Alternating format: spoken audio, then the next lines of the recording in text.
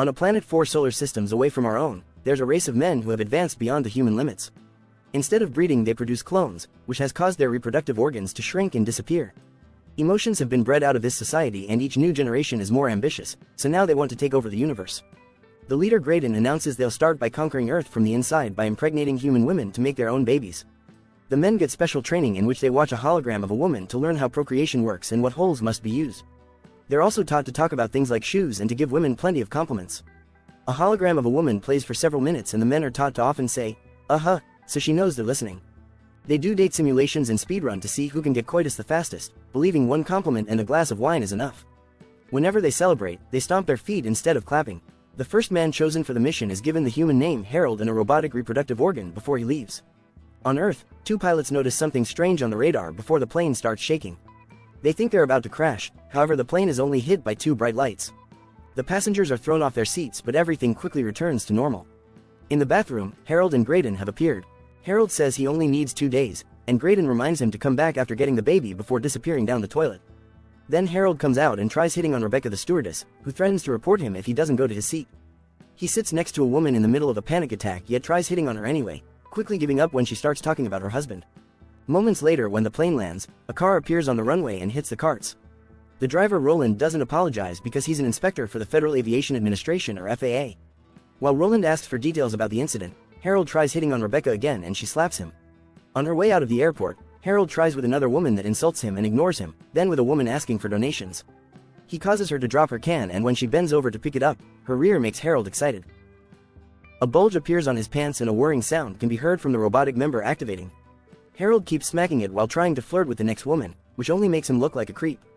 Afterward, Harold goes to a bank where he'll start his new job. He's welcomed by Perry, who immediately admits he's doing the dirty with most female coworkers. Harold asks Perry to take him women hunting right now, but they're interrupted by their boss. The man is very impressed by the fake recommendation letters the aliens made up, and Perry is already annoyed that Harold is liked more. Meanwhile, Roland keeps paying little attention to his wife's calls even though she wants him to know she feels neglected. Roland watches a video a man took on the plane during the incident, and he's shocked to see some bright lights before static takes over the screen. After work, Perry takes Harold to a naughty club and he hires a worker. They go to her room to do the dirty, but first she asks him to put on protection. However, the mechanic member sends the rubber flying and the woman cancels the night. The next day, Perry takes Harold to an Alcoholics Anonymous meeting, explaining the women here are easy because they're vulnerable. When Susan takes over the mic to share her story, Harold immediately becomes interested on her. After the meeting, Harold tries to talk to Susan, but he's found by Rebecca first. While they chat, Susan tries leaving only for Perry's car to hit hers. An argument ensues and she demands his insurance information to settle this. Moments later, Harold is trying to do the dirty with Rebecca and she keeps getting annoyed by the whirring sound. They're interrupted by a call from Rebecca's boyfriend, who is a married pilot. Harold makes an inappropriate comment and an angry Rebecca kicks him out. The next morning, Roland eats breakfast in a hurry because he's excited to go to work and keep investigating the incident. His wife thinks he's cheating on her, and Roland tries explaining that something supernatural happened with a plane, which she thinks it's a bad lie. At the bank, Harold and all the workers can't stop staring when Helen comes in. Harold gets ready to hit on her, only to learn she's Perry's wife. Then Susan arrives looking for Perry to settle the car bill, and Harold tries flirting with her instead. However, Susan quickly realizes he's one of those guys that goes to meetings for the vulnerable women and calls him disgusting. When she gives Perry the bill, Helen overhears that he was at an AA meeting last night, so Perry pretends he has a drinking problem to cover up his infidelity. Afterward, Harold tries with Susan again, and at first she says no, but he insists and she's so desperate that she ends up accepting a dinner invitation. In the evening, they go to a restaurant and Harold lets Susan talk for hours while only occasionally saying, "uh-huh." When Susan asks him what's his mission in life, he says he was put on Earth to have a kid, and Susan gets emotional because men usually don't want commitment so soon. As Harold's groin starts whirring, Susan admits she has trouble trusting men. Afterward, they go to her apartment and Harold rushes to her bedroom without even asking. He then starts kissing her, however Susan pushes him off and explains she's trying to fix her life, so she won't do the dirty anymore until she gets married. Panicking, Harold leaves. The following day, Harold shows up in a plane's bathroom to meet with Graydon, who tells him to get married to Susan for the sake of their plan. Meanwhile, Roland interviews Rebecca about the incident and she tells him about Harold's weird behavior, realizing she hadn't seen him aboard before the lights. She also comments on the whirring sound. When Roland checks the list of passengers, he can't find Harold's name. At the bank, Susan looks for Harold to open an account and Harold surprises her by asking her to marry him. Susan is speechless and asks for time to think about it. Later, while she's showing a house to potential buyers, she realizes she wants a marriage and a house like theirs. She discusses the issue with her friends over lunch and concludes she's running out of time. That afternoon, Susan calls Harold and agrees to marry him. Harold immediately begins organizing things and asks Perry to take care of his clients while he takes a few days off. The couple has a private wedding in a small chapel and Susan shares a beautiful speech, but Harold only says one sentence. Once they're officially married, they go to their hotel room and Harold finally gets to do the dirty. Because his member is mechanical, he can keep going without getting tired and keep Susan in bed for days. Eventually she becomes exhausted and convinces him to visit some touristic attractions, which he doesn't enjoy. In the meantime, Perry takes credit for Harold's work and convinces his boss that Harold is some sort of creep. When Harold returns to the office, he finds Roland inspecting his office. Roland asks Harold about the flight while putting a naughty magazine on the desk. Harold's groin starts worrying, so he sharpens a pencil to cover up the noise. At home, Susan is telling her friends about Harold's strange member and they find it amusing. When Harold arrives, he barely says hi and rushes to the bedroom. Susan comes after him and calls him out for his manners, however Harold only wants to know if she's pregnant yet. This makes Susan feel ignored and Harold tries to assure her he cares, so she hugs him and makes him worry. Sometime later Susan tries another pregnancy test and is negative again. Harold gets annoying about the subject and Susan feels like he only values her for her womb. Harold continues to make clueless comments and causes Susan to snap, so she goes on a rant on how she needs more from this relationship to make it work. She asks for some comfort and has to teach him how to cuddle her, but he still tries to make it dirty.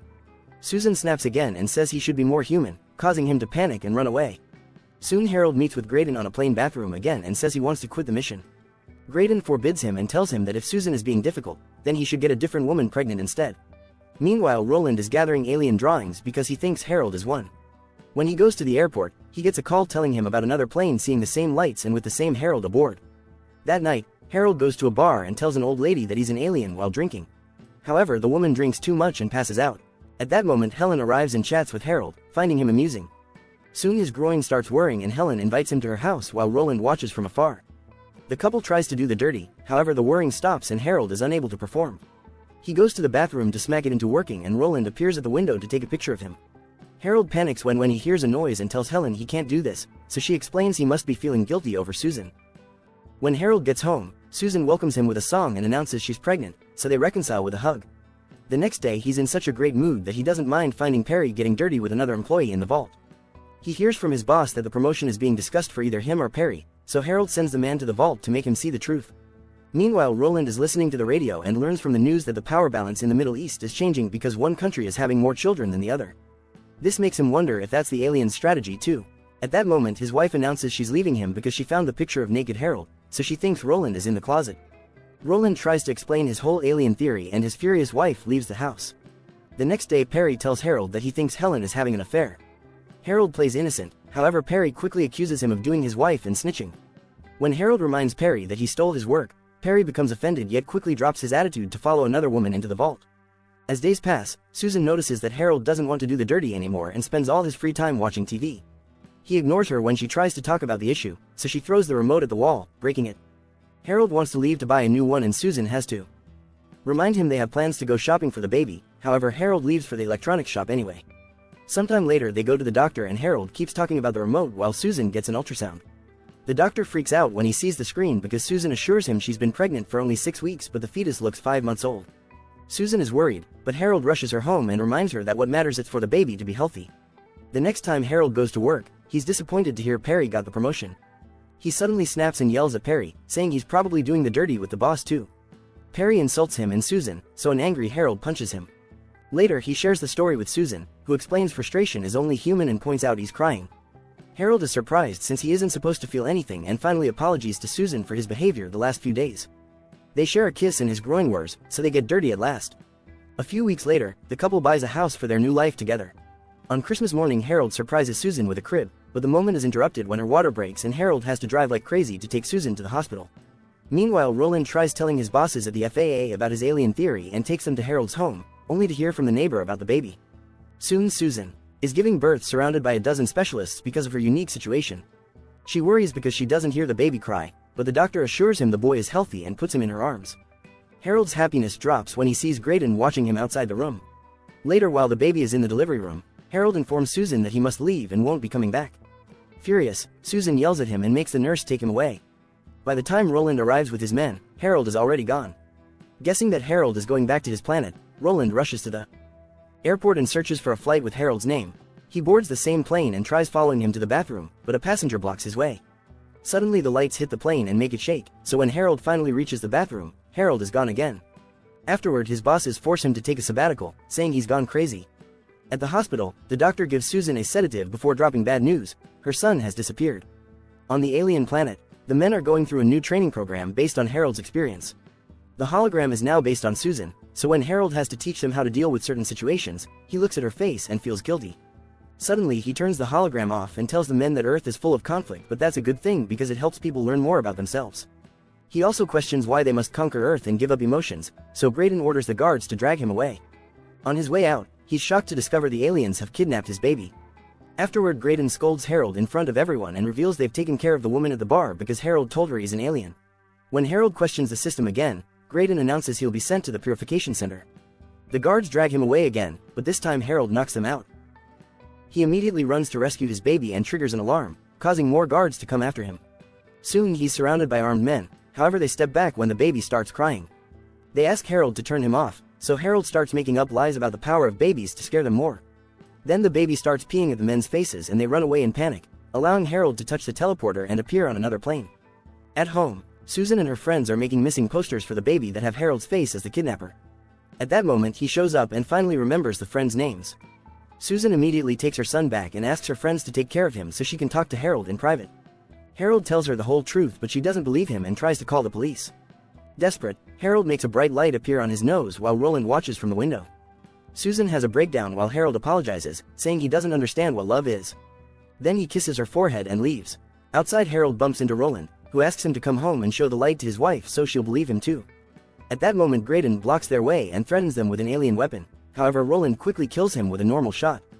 Then he takes the body with him as he leaves to prove his story to the world. Suddenly, Susan comes out and tells Harold she doesn't know what love is either, so she wants them to learn together. The couple then reconciles with a kiss. A few days later, they have a proper wedding ceremony with friends from both planets. Roland attends with his wife because they're doing better, and Perry is with both his wife and his mistress. This time, Harold has prepared some beautiful words for his vows, and the happy kiss causes all the aliens to start worrying. On their way to their honeymoon, Harold announces the aliens want him to be the new leader and proposes to live on the other planet. However, Susan wants the baby to have a normal life and forces him to commute.